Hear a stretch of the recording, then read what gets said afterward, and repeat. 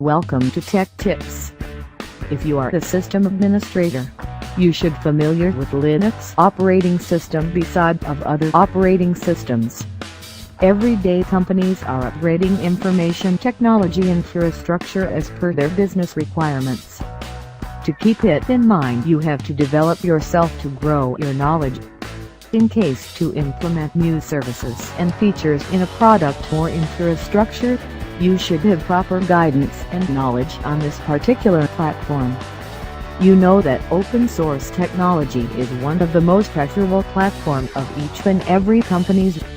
Whether it's all about Android development or cloud hosting, if you are a master in Linux, then you can face any challenge in the industry level. So without wasting time, let's learn the functionality of Linux operating system. In this tutorial you will learn about Linux interfaces, directories and files. Watch the full tutorial very carefully and practice yourself as much as you can. Subscribe Tech Tips by clicking on subscribe button and click on bell icon to get latest updates of upcoming tutorials. Let's start.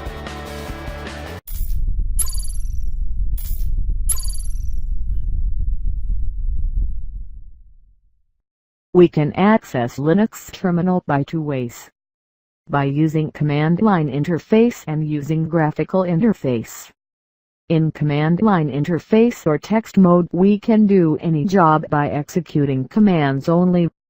And in the graphical interface we have a desktop window with full of appearance and icons which can be accessible by mouse clicks just like other operating systems. Here you can see a graphical user interface where all the components are accessible by mouse and easy to use.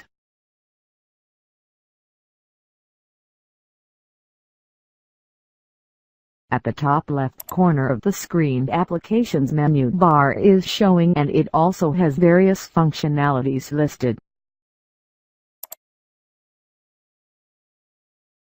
Next is Places menu where all the local drives, CD, DVD drive and remote drives are located.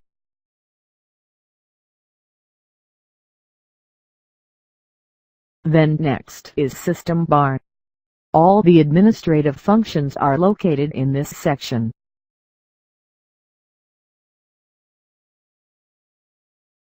After the three application shortcuts are showing. Next is Sound or Output Manager for increase or decrease volume level. This is Local Area Network Adapter.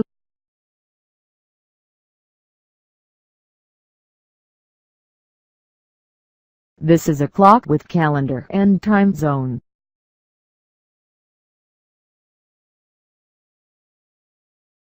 At the top right corner of the screen you are showing the current logged in username and some basic functions.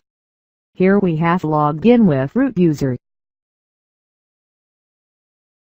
At the bottom right corner trash bin is showing. All the deleted files are stored at this location and can be removed permanently to make the trash empty, or it can be restored from trash.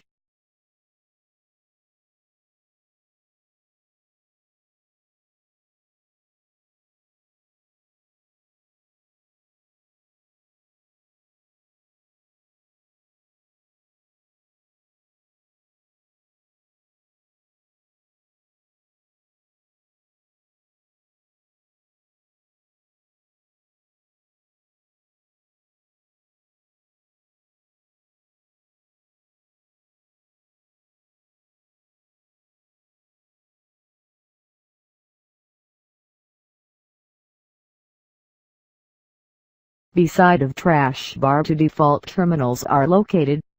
You can change or increase the number of terminal as per your requirement. If we open an application on this present terminal and have to open another one, just switch the terminal like this way.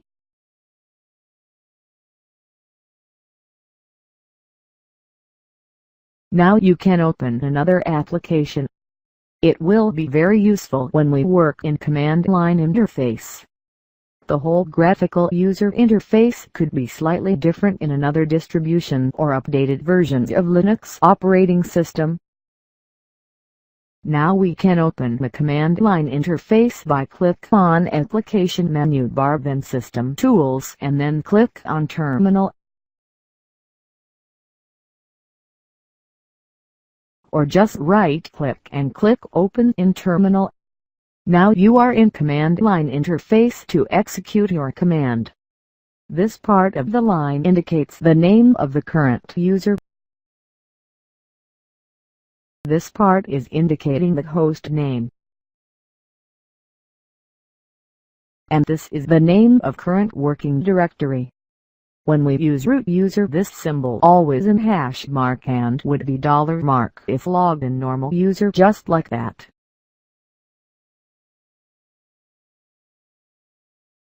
Now we are going to create the directory under desktop location. First check the current working directory name by pwd command. Here it is desktop. Now create the directory by enter the command mkdir space directory name and press enter.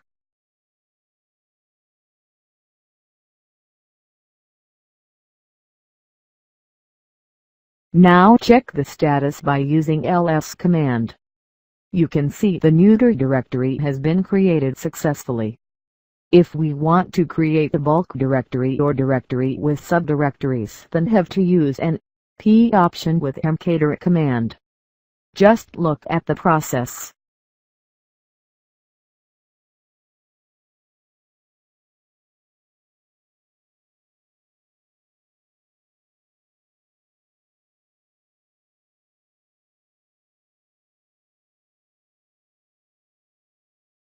Now the new directory and its subdirectories sub1 and sub2 have been created at a time by a single command. To rename the directory name, just enter the mv space old name space new name command.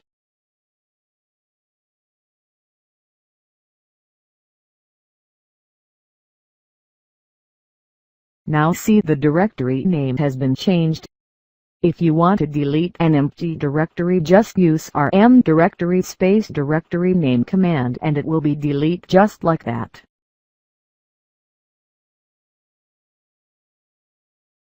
But if the directory is not empty and have any file or other subdirectory, then use rf option with rm command.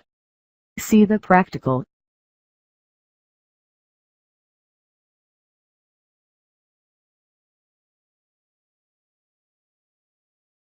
If you want to get notified before delete the directory and its subdirectories, then use I option with rm command.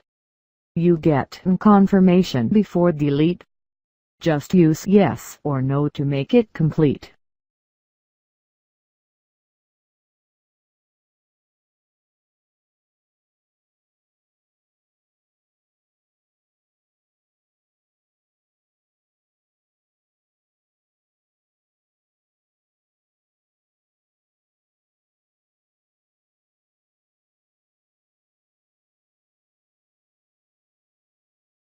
Like the directory creation, file creation is also an easy stuff in Linux operating system.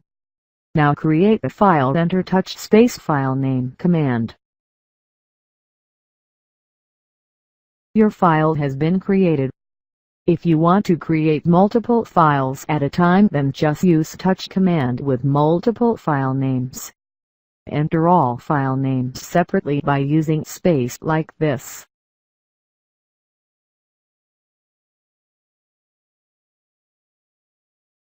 Like directory rename, just enter the mv space old name space new name command to change the file name.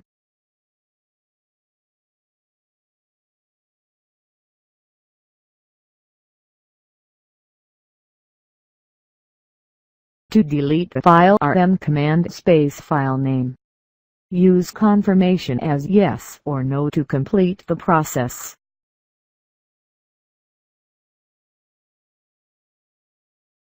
Thanks for watching our channel. Like, share and connect if it is useful for you. Subscribe Tech Tips for future video notifications.